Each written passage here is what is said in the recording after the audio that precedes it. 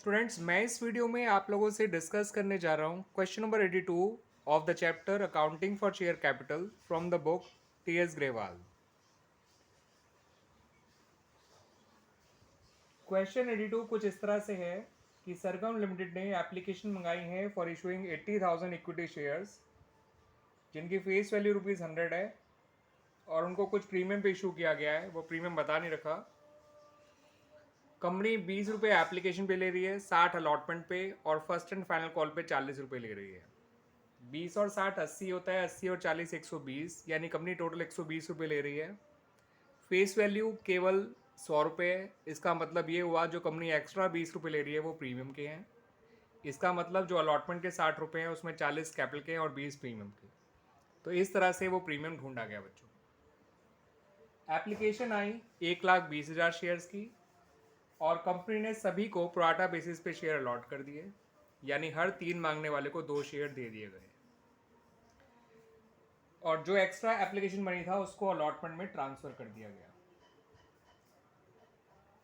सारी कॉल्स करी गई और फिर हमें 2 डिफॉल्टर के बारे में इंफॉर्मेशन दे रखी है। पहले डिफॉल्टर का नाम है सीताराम, जिसने 6,000 शेयर के लिए अप्लाई किया था। उसने अलॉटमेंट नहीं दी और कुछ में लिखा नहीं है लेकिन अंडरस्टूड है कि उसने कॉल भी नहीं दी होगी। दूसरा डिफॉल्टर है हरनाम, जिसको 800 शेयर अलॉट किए गए थे, उसने सिर्फ कॉल मनी नहीं दी। तो सीताराम, जिसके अप्लाइड शेयर है 6,000, उसने अलॉटमेंट और कॉल दोनों ने दी। और हरनाम, जिसके 800 शेयर अलॉटेड थे, उसने सिर्फ कॉल मनी नहीं दी। दोनों के शेयर फॉरफीट कर लिए गए और जितने भी शेयर फॉरफीट किए गए थे उसमें से केवल 4,200 शेयर ही रीइशू करे गए, जिसमें हरनाम के सारे शेयर इंक्लूडेड थे। इन शेयर को 100 रुपये पर शेयर बेचा गया फुली पेडअप मानते हुए। ठीक है बच्चों, आपको बनानी है journal entries related to the above information. तो आइए बच्चों बनाते हैं इस क्वेश्चन की जर्नल एंट्रीज। देखिए बच्चों, जो सबसे पहले एंट्री बनेगी वो बनेगी एप्लीकेशन मनी रिसीव करने की, और जितनी एप्लीकेशंस आई हैं आपको उससे एंट्री बनानी होगी। एप्लीकेशंस आई हैं 1,20,000, एप्लीकेशन मनी है 20। तो bank account debit to shares application account जो एंट्री बनाई जाएगी वो 1,20,000 शेयर से बनाई जाएगी। 1,20,000 इंटू 20 होता है बच्चों 24 लाख।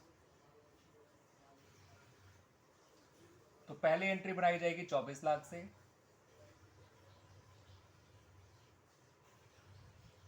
बात करें बच्चों अगली एंट्री की, तो अगली एंट्री जब एप्लीकेशन का पैसा कैपिटल में ट्रांसफर किया जाएगा तो केवल उतने ही शेयर्स का पैसा कैपिटल में ट्रांसफर किया जाएगा जितने शेयर्स कंपनी ने इशू किए हैं। और जो एक्स्ट्रा एप्लीकेशन मनी होगा, अब क्योंकि वो एक्स्ट्रा एप्लीकेशन जो है सारी प्रोराटा कैटेगरी वालों की थी, तो उस पैसे को, एक्स्ट्रा एप्लीकेशन मनी को शेयर अलॉटमेंट अकाउंट में ट्रांसफर कर दिया जाएगा। एंट्री हो जाएगी share application account debit to share capital account to share allotment account. Capital में केवल 80,000 शेयर्स का ही पैसा जाएगा। 80,000 इंटू 20, जितने शेयर्स कंपनी ने इशू किए थे, जो कि होता है 16 लाख। जो 40,000 एप्लीकेशन एक्स्ट्रा हैं उनका पैसा चला जाएगा शेयर्स अलॉटमेंट अकाउंट में। 40,000 इंटू 20 यानी 8 लाख। यानी इन अलॉटमेंट उन लोगों को अब 8 लाख रुपए कम देने होंगे क्योंकि उनके 8 लाख रुपए पहले से ही आए हुए हैं। ये हो गए बच्चों एप्लीकेशन की एंट्रीज। अब अलॉटमेंट का अमाउंट ड्यू करा लेते हैं। अलॉटमेंट का जो अमाउंट ड्यू कराया जाएगा तो वो 80,000 शेयर से ही कराया जाएगा और अलॉटमेंट पे प्रीमियम भी है, इस बात का ध्यान रखिएगा। तो अलॉटमेंट ड्यू कराने की एंट्री होती है shares allotment account debit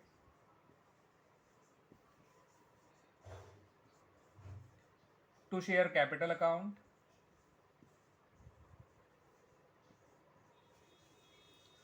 to securities premium account, क्योंकि अलॉटमेंट पे प्रीमियम भी है 20 रुपये का। तो 80,000 इंटू 60 तो आएगा शेयर अलॉटमेंट पे, 80,000 इंटू 40 आएगा आपका शेयर कैपिटल में, और 80,000 इंटू 20 आएगा सिक्योरिटीज प्रीमियम में। 80,000 इंटू 60 होता है 48 लाख, 80,000 इंटू 40 होता है 32 लाख, 80,000 इंटू 20 होता है 16 लाख। अब करेंगे बच्चों हम अलॉटमेंट की रिसीविंग की एंट्री। तो 48 लाख में से, क्योंकि 8 लाख पहले ही आ चुके थे एप्लीकेशन से अलॉटमेंट में, तो 8 लाख तो वो माइनस हो जाएगा, और बाकी जो सीताराम का अरियर निकलेगा अलॉटमेंट पे, क्योंकि सीताराम ने अलॉटमेंट नहीं दी है, तो वो भी माइनस होगा। ठीक है बच्चों, तो आइए बच्चों करते हैं अलॉटमेंट की रिसीविंग की एंट्री। अलॉटमेंट की रिसीविंग की एंट्री कुछ ऐसे बनेगी बच्चों। Bank account debit, calls in arrears account debit,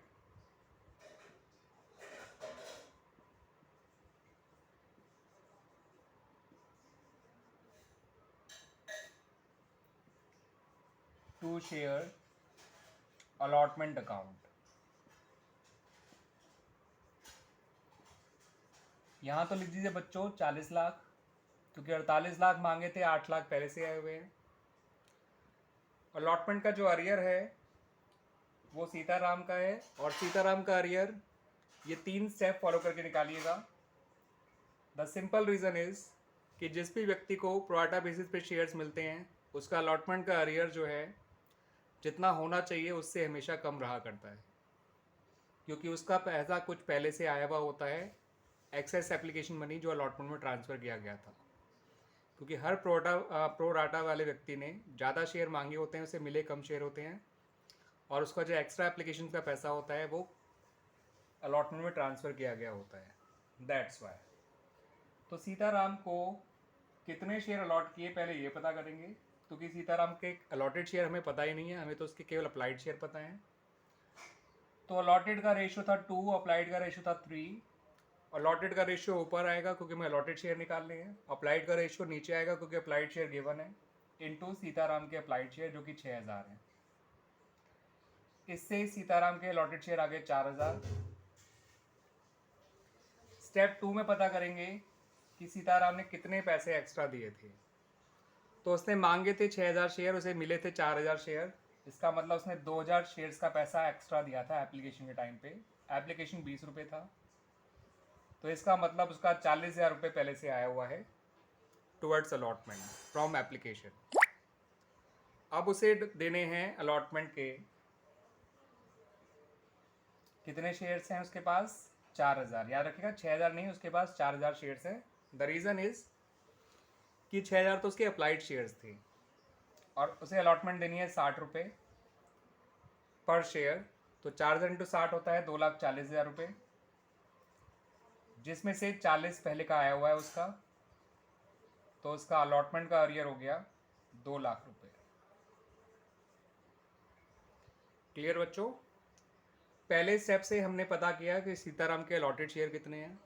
अगर उसके अलॉटेड दे रखे होते तो हम उसके अप्लाइड शेयर भी निकालते, क्योंकि ऐसे व्यक्ति के जिसका एक्स्ट्रा पैसा एप्लीकेशन वाला अलॉटमेंट पे गया हो, उस व्यक्ति का हमें अप्लाइड और अलॉटेड दोनों शेयर पता होने चाहिए, ताकि हम जान सके उसने कितना पैसा एक्स्ट्रा दिया था। उसके लिए उसके एक्स्ट्रा शेयर्स पता होने चाहिए जो उसे नहीं मिले थे। जैसे कि यहाँ पर उसके एक्स्ट्रा एप्लीकेशन थी 2,000 शेयर्स की, और 2,000 इंटू 20 40,000 उसका पहले से आया हुआ था। अब उसे देना है 4,000 इंटू 60, यानी उसके allotted share into allotment money, जिसमें से 40,000 पहले से आया हुआ है, तो उसका नेट अरियर जो है वो 2 लाख रुपये आया। इस 2 लाख को यहाँ लिख दीजिए कॉल्स इन अरियर्स में, और उसका मिला हुआ पैसा आ जाएगा 38 लाख। इस तरह से उसके अलॉटमेंट की रिसीविंग की एंट्री बन जाएगी। इन स्टेप्स को ढंग से देख लीजिए बच्चों। मैं रब करने जा रहा हूँ क्योंकि अब मैं आगे की एंट्री बनाने जा रहा हूँ, या चलिए इसको बिना रब करे ही बना लेते हैं entries.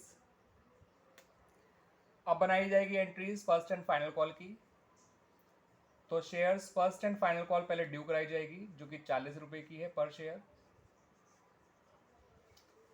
First and final call पे भी अरियर है सीताराम का और हरनाम का, बट हम ड्यू के टाइम पे नहीं लिखते अरियर, अरियर लिखा जाता है हमेशा रिसीविंग के टाइम पे। तो first and final call due हो गई पूरे 80,000 इंटू 40 यानी 32 लाख रुपए से। अब रिसीविंग के वक्त आपके हरनाम का भी अरियर आएगा और सीताराम का भी अरियर आएगा। हरनाम का अरियर आएगा 800 शेयर्स पे, उसके अलॉटेड शेयर आपको पता है, और सीताराम का अरियर आएगा 4000 शेयर्स पे क्योंकि इसके अलॉटेड शेयर 4000 हैं। तो अलॉटमेंट का अरियर निकालने के लिए ही इतने स्टेप फॉलो करने पड़ते हैं। कॉल का अरियर निकालने के लिए सिंपल अलॉटेड शेयर को कॉल मनी से मल्टीप्लाई कर देंगे, अरियर आ जाएगा। तो एंट्री बनेगी first and final call receive करने की, bank account debit, calls in arrears account debit,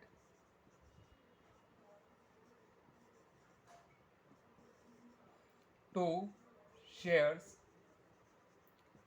first and final call account. First and final call में तो पूरा 32 लाख लिखिए। अरियर समझिएगा बच्चों, सीताराम के 4000 शेयर है, 4000 इंटू 4 होता है आपका 1,60,000, सॉरी 4000 इंटू 40 होता है 1,60,000, और 800 इंटू 4 होता है 32,000। तो टोटल अरियर आएगा 1,92,000, 1,92,000। 32 लाख में से 1,92,000 माइनस कर दीजिए, 30,08,000 आपका नेट अमाउंट जो रिसीव हुआ होगा। ये बन गई हमारी फर्स्ट एंड फाइनल कॉल की एंट्री भी।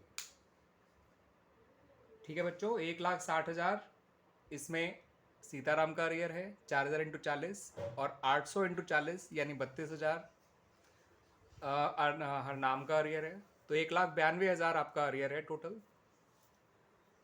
अब आइए करते हैं इनके शेयर्स फॉरफीट, और फॉरफीट इनके शेयर्स अलग अलग ही करिएगा क्योंकि सारे शेयर्स रीशू नहीं हुए हैं। जब भी सारे फॉरफीट शेयर इशू ना हो तो बेटर होता है कि आप अलग अलग शेयर फॉरफीट करें दोनों डिफॉल्टर्स के। पहले फॉरफीट करेंगे सीताराम के शेयर्स, तो share capital account debit,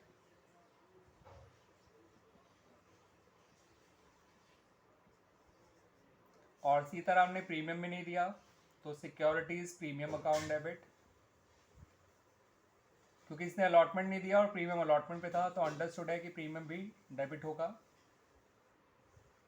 to calls in arrears account, जो सीताराम का अरियर था वो सारा का सारा क्रेडिट हो जाएगा, और जो पैसा सीताराम ने पहले दे रखा है वो फॉरफिटेड शेयर अकाउंट में ट्रांसफर कर दिया जाएगा।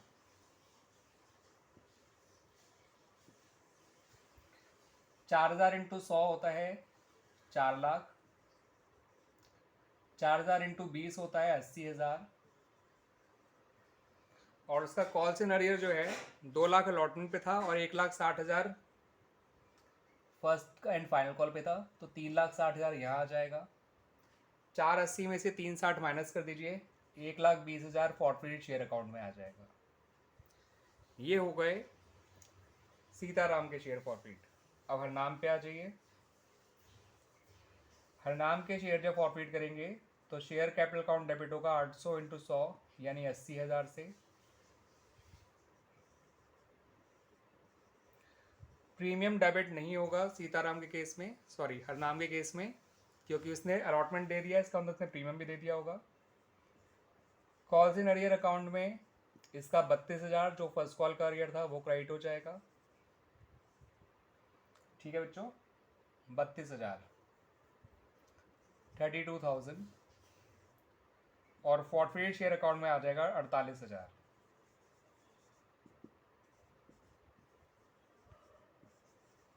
$48,000।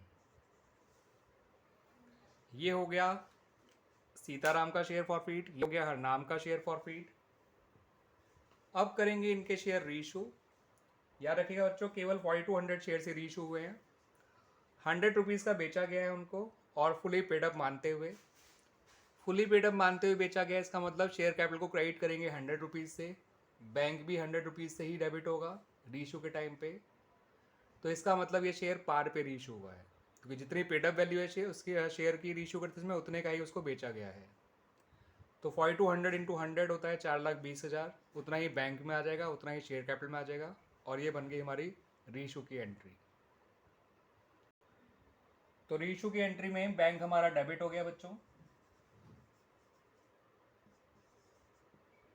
और शेयर कैपिटल क्रेडिट हो जाएगा, क्योंकि हमने कोई डिस्काउंट नहीं दिया और कोई प्रीमियम भी नहीं लिया। जितना शेयर को पेडअप माना है 4200 इंटू 100 यानी 4,20,000, उतना ही डेबिट और उतना ही क्रेडिट होगा, क्योंकि 100 रुपये का ही शेयर को बेचा भी गया है और 100 रुपये ही पेडअप माना है। गेन की एंट्री मैं कर देता हूँ, बाकी गेन कैसे निकालेंगे वो देख लीजिए बच्चों, उसके लिए भी एक गेम है, पूरा आसान गेम है। गेन की एंट्री होती है forfeit share account debit to capital reserve account.